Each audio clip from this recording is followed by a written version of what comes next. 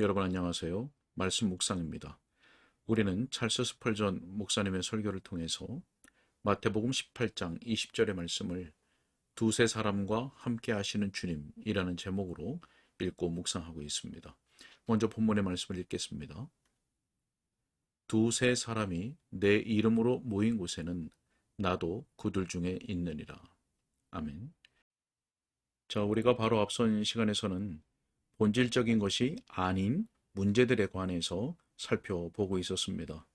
모이는 수나 또 사회적 지위나 또 장소는 문제가 되지 않는다는 것을 살펴보았죠.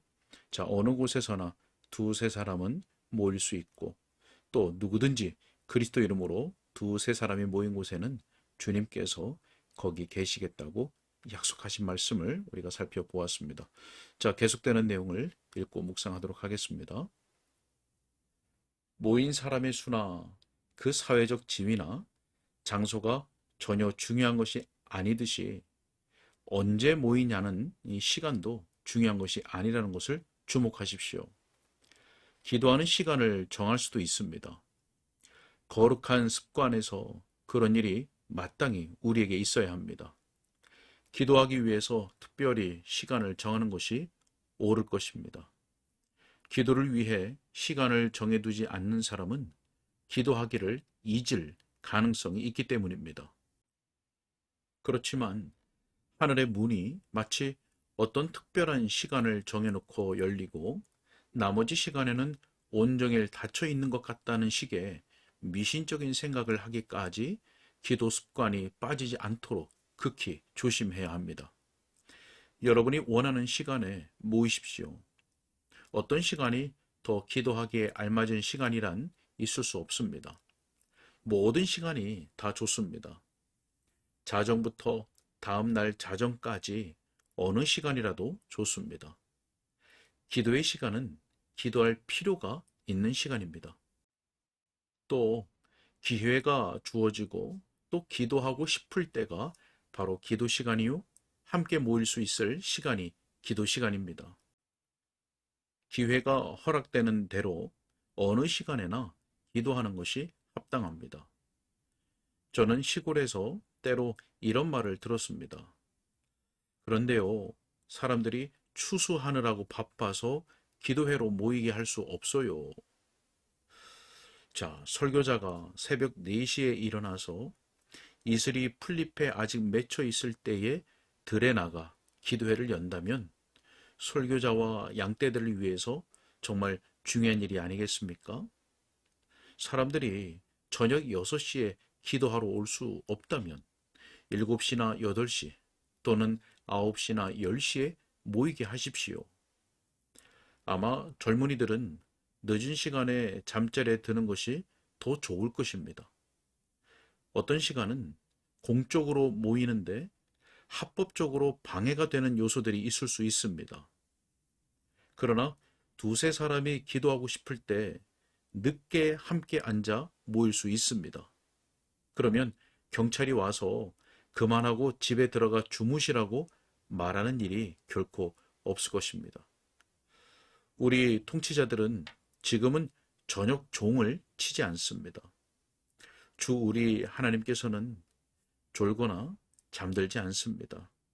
항상 은혜를 베푸시기 위해서 기다리십니다. 자, 다시 한번 말씀드리지만 모임이 취하는 형식에 관한 말이 하나도 없습니다. 두세 사람이 내 이름으로 모인 곳에는 나도 그들 중에 있느니라. 그들이 떡을 때려 함께 모였다. 자, 매우 좋습니다. 그들이 그렇게 하는데 아무런 구애가 없습니다. 주님의 이름으로 함께 모인다면 주님께서 그들 중에 함께 계실 것입니다. 그러나 그들이 설교를 듣기 위해서 모였다. 좋습니다. 그럴 수 있죠. 설교는 하나님께서 세우신 제도입니다. 주님께서 그들 중에 계실 것입니다. 그들이 성찬식을 위하여 모인 것도 아니고 설교를 들으러 모인 것도 아니고 기도하기 위해서 모였다. 자, 그럴지라도 매우 좋습니다. 주님께서 그들 중에 함께 계실 것입니다. 그들이 소리내어 기도하러 모인 것도 아니고 다만 조용히 앉아서 성경 한 장을 읽으러 모였다.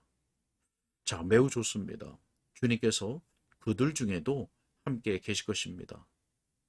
그러나 그들이 성경을 읽거나 찬송을 부르거나 소리내어 기도하기 위해서 모인 것이 아니라 가만히 앉아있기 위해서 모였다.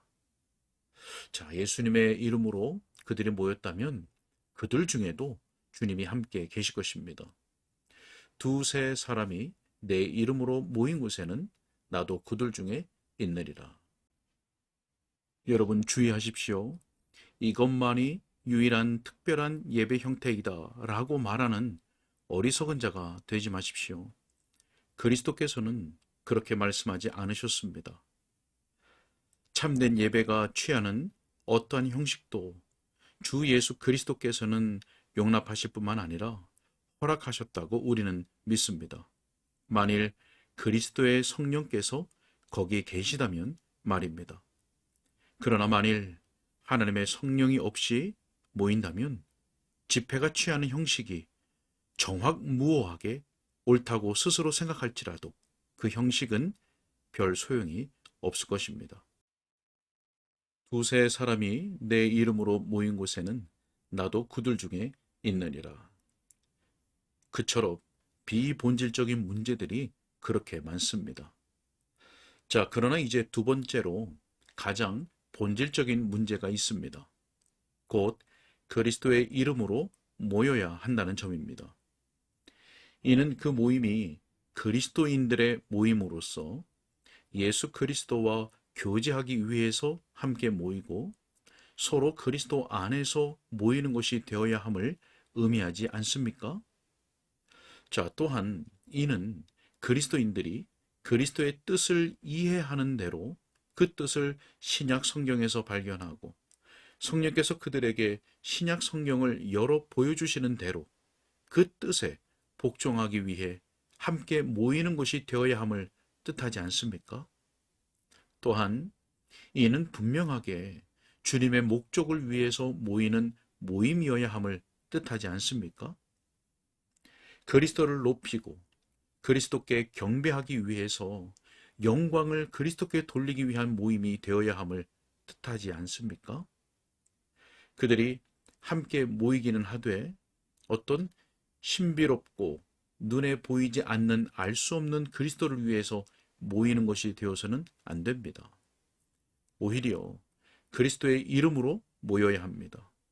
왜냐하면 그리스도께서는 이름을 가지고 계시기 때문입니다. 그리스도는 독특한 인격, 곧 성품을 갖고 계십니다. 그리스도인들이 마땅히 알고 사랑하고 명예롭게 해야 하는 성품을 갖고 계십니다. 그렇지 않으면 우리가 그리스도의 이름으로 모인 것이 아닙니다. 그리스도께서 우리로 모이라 명하셨으니 모이지 않습니까? 모여서 성찬을 들거나 세례를 베풀거나 기도를 하거나 찬미를 드리거나 말씀 사역을 하거나 성경을 읽거나 서로 덕을 세워주라고 명하시거나 가장 합당하게 보이는 어떤 형태의 예배든지 모두 거기에 대한 주님의 명령이 있기 때문에 우리가 모이는 것이 아닙니까? 우리는 자신들의 꾀를 이루기 위해서 모이는 것이 아니라 주님께서 친히 우리에게 지시하신 것을 이루기 위해 모여야 합니다.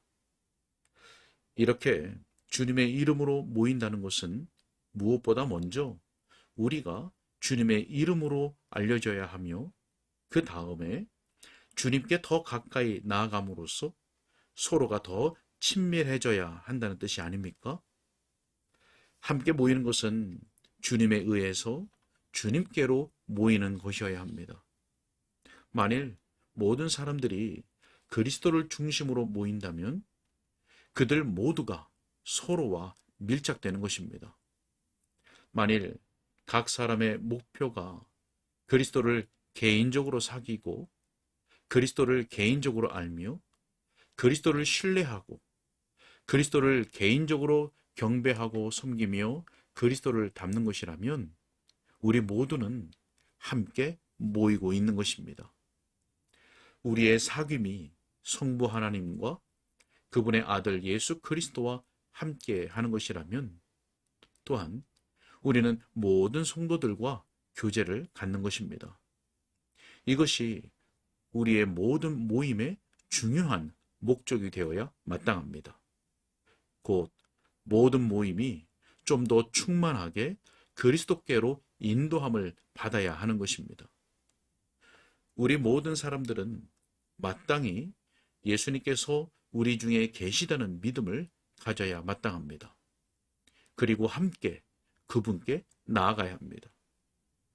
여러분이 오늘 밤 어떤 설교자의 말을 들으려고 모이는 것이 아닙니다. 그러나 여러분이 그 설교자로 말미암아 주 예수 그리스도께 더 가까이 나아가는데 도움을 받았기 때문에 여러분은 설교자의 목소리를 듣기 기뻐하고 여러분이 그리스도 안에서 교제하는 교우들과 함께 하나님을 예배하기를 즐거워하는 것입니다. 여러분이 전에 그리스도를 만났던 곳으로 다시 오는 것은 잘하는 일입니다. 그리고 전에 그리스도를 만나지 못하였던 모임은 무엇이든지 피하여 가지 않으려는 것도 잘하는 일입니다. 일상적으로 예배하는 곳에서 나오면서 어떤 이들은 슬프게도 이렇게 외칩니다.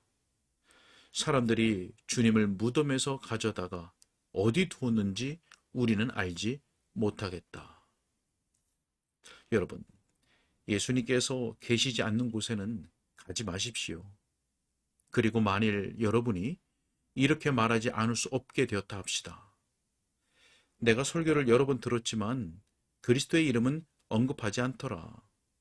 나는 여러 달 동안 함께 모였지만 그 예배를 통해서 하늘의 교제를 맛본다는 즐거운 생각을 해본 적이 없어.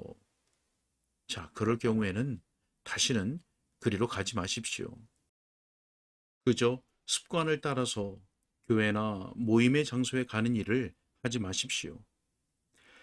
만일 여러분의 아버지가 이전에 살던 집에서 이사하여서 다른 데로 가서 거주하신다면 이전에 살던 집에 가서 그 집 문을 두드릴 필요가 없죠. 그렇지 않습니까? 주님께서 여러분과 만나시는 곳에 가십시오. 다시 주님을 만날 수 있을 것으로 생각되는 곳을 찾아야죠. 안식일을 너무나 귀하게 여겨 가만히 집에 앉아 있어 영적으로 굶주릴 수가 없습니다. 소도 빈 외양간에 묶여 있지 않으려 하고 말도 빈 여물통으로 달려가지는 않습니다. 주 예수님을 구하십시오. 그분을 만나기까지 쉬지 말고 찾으십시오. 우리는 주님의 이름으로 모이고 그 일을 더 힘써야 합니다. 그렇지 않다면 주의 날들이 아무 의미도 없이 허비되어 날아가 버립니다. 그러면 우리 영혼들은 열매 없는 불모지가 될 것입니다. 오늘 여기까지 읽겠습니다. 네, 오늘은 본질적인 것이 아닌 문제들 가운데 시간과 형식이 중요한 것이 아니라는 것을 우리가 함께 살펴보았죠. 어느 시간도 좋고 기도할 필요가 있는 시간, 그리고 함께 모일 수 있는 시간이 바로 기도 시간입니다. 또한 그곳에 성령께서 계시다면 기도 모임의 형식은 문제가 되지 않습니다. 자, 두 번째 요점으로는 가장 본질적인 문제, 즉 그리스도의 이름으로 모여야 한다는 것을 생각했습니다. 주님의 이름으로 모인다는 것은 그리스도인들의 모임으로서 주님에 의해서 모이고 또 함께 그리스도께로 나아가는 것입니다. 이것이 기도 모임뿐만 아니라 모든 모임의 중요한 목적이죠. 자, 우리 모든 신자들이 그리고 우리 교회가 이와 같이 주님의 이름으로 모이고 모이기를 더욱 힘쓰며 함께 기도하기를 더욱 힘쓰는 우리 개인과 공동체가 되기를 간절히 소원합니다. 기도하겠습니다. 하나님 아버지, 말씀을 통하여서 다시 한번 우리가 기도에 힘써야 하며 또 함께 모여 기도하는 것이 얼마나 중요한지를 다시 생각하게 하신 것을 감사합니다. 하나님, 우리 각자가 개인의 골방에서 기도에 힘쓸 뿐만 아니라 우리가 함께 모여 힘쓰는, 함께 모여 기도하기 힘쓰는 우리 모든 공동체가 될 수 있도록 하나님께서 은혜를 베풀어 주옵소서. 그래서 두세 사람이 내 이름으로 모인 곳에 나도 그들 중에 있다고 하는 이 믿음과 확신 위에 더욱더 우리가 견고하게 세워지게 하여 주시고, 또 함께 하시는 주님, 그리고 우리의 기도를 통해서 주의 뜻을 이루어 가시기를 기뻐하실 그 주님을 우리가 경험할 수 있도록, 그래서 하나님께 더욱 감사함으로 아뢰는 우리의 모든 공동체가 될 수 있도록 은혜 베풀어 주옵소서. 주님 의탁하옵고 예수님의 이름으로 기도하옵나이다. 아멘.